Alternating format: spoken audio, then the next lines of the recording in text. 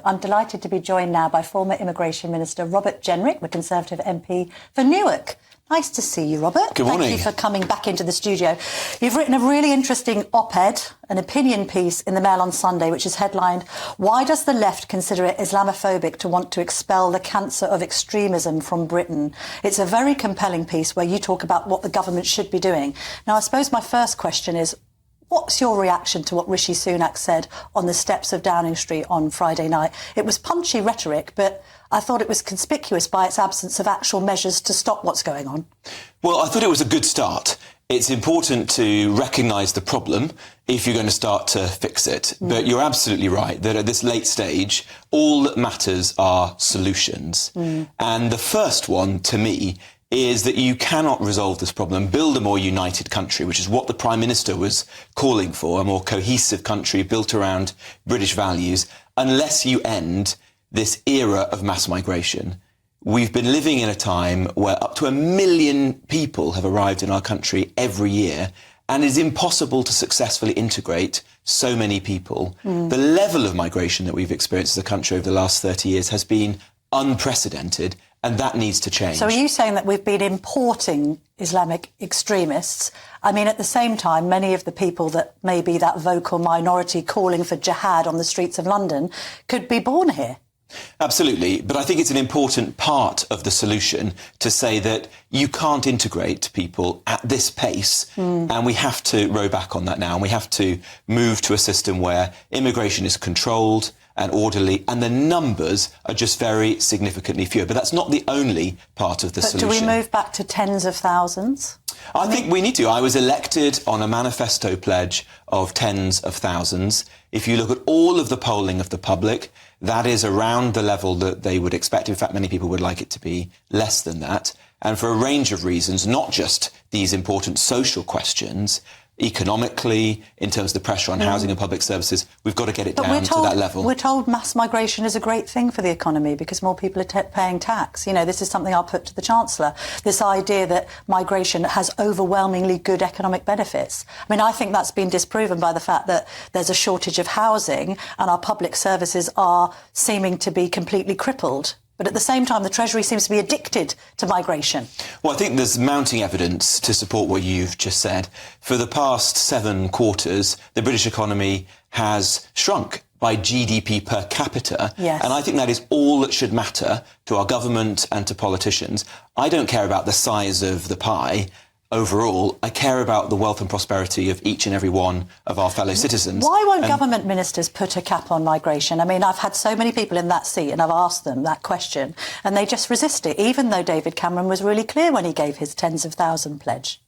Well, I think we should move to that kind of system. I think we now need to move to something that's radically different. I was pleased at the end of last year I brokered the biggest reduction in migration that we've seen for a very long time, which will lead to 300,000 fewer people coming in each year. But that's not enough. We need to go much further than that. And in the piece I've written today in the Mail on Sunday, I'm drawing the connection between that and the fraying social fabric that we're seeing as a country. And that, I think, is a very important element of this. Aren't you risking being accused of Islamophobia with some of these interventions?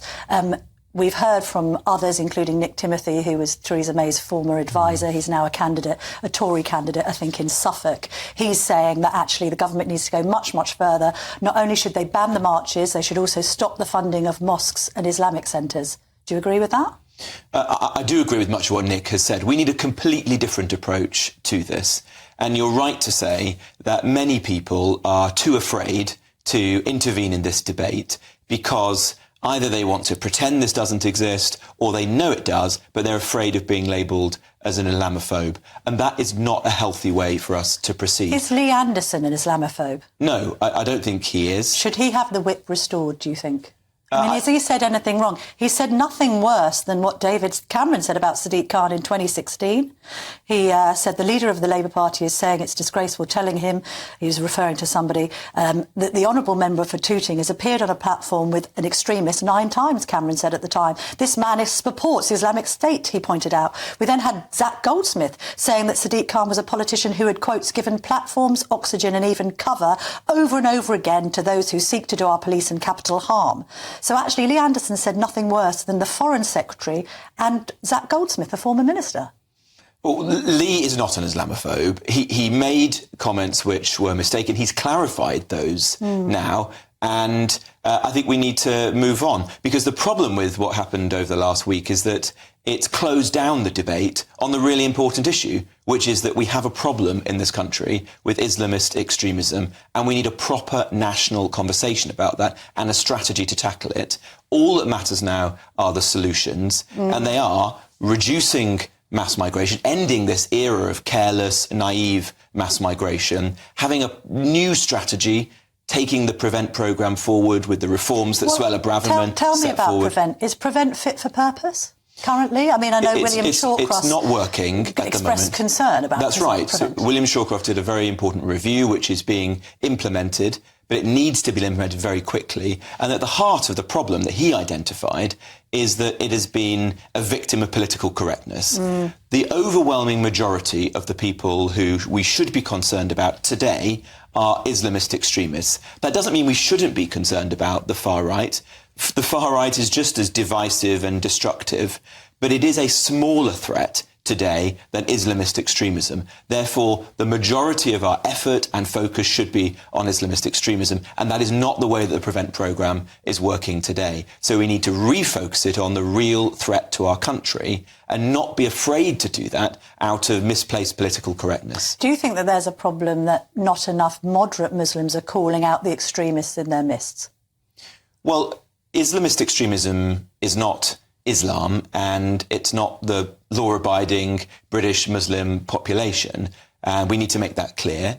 And it's wrong when people label those of us who are very concerned about Islamist extremism as anti-Muslim. I care just as much about anti-Muslim hatred and prejudice in this country as I do about anti-Semitism, for example. Not a competition between the two. We do need to see, I think, more Muslim voices, moderate Muslim voices, and there are many people who are making this point, coming out and leading this national conversation about how we can get rid of, expel this cancer of Islamophobia, of anti-Muslim hatred from the country once and for all. We see on the front of the Mail on Sunday that it's now considered that with the threat level to people living in Britain is the highest it has been since 9/11. Do you think there's a correlation between how the police have handled the marches and this fear of extremism escalating even further? Do you think the police are perhaps treating the marches almost with kid gloves because they don't want it to escalate into, God forbid, a terror attack at some point? Well, I want to see, as in fact the Prime Minister said last week, more active policing. We don't want to just manage these protests. We want to police these protests. And many people, for example, British Jews, have found the police to be too passive. And I found this and have spoken out about this many times. For example, when you had a hate preacher near Oxford Street calling for jihad and the police stood by, allowed that individual to continue. That's completely unacceptable. I mean, it was wrong for the police to say, oh, jihad has got many different meanings. It's wrong as well, surely. Well, that was both factually wrong. It was a misreading of jihad, but it was also completely unacceptable. We need to have a much stronger policing presence on the streets of London and elsewhere. To the people who projected from the river to the sea onto Big Ben? They should have been arrested immediately. We shouldn't just sit back and allow that to happen. I thought that was a gross act which really symbolised where we'd got to as a country, where a genocidal chant could be projected onto our parliament, whilst Parliament itself was debating some of these issues. I think that is an example of where the British public are crying out for much stronger policing.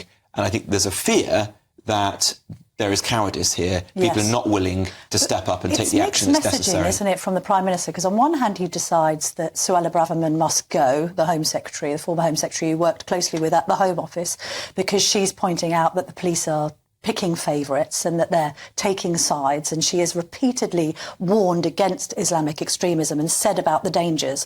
He then gives a speech in Downing Street basically saying exactly what Suella's been saying. Has this now vindicated Braverman, do you think? I think many of the arguments that Suella was making 4 or 5 months ago have been proven to be absolutely right. Is there a genuine concern that there is two-tier policing in this country? Yes, I think that she was right to say that that's a concern.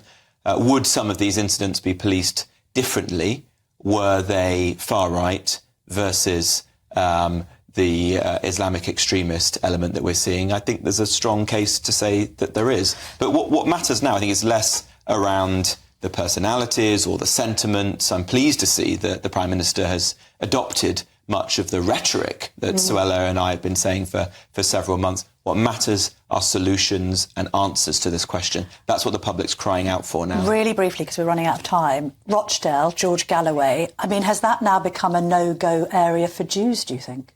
No, I don't think so, and I certainly hope not. I think it's very concerning that George Galloway was elected. The campaign was a nasty and sectarian campaign.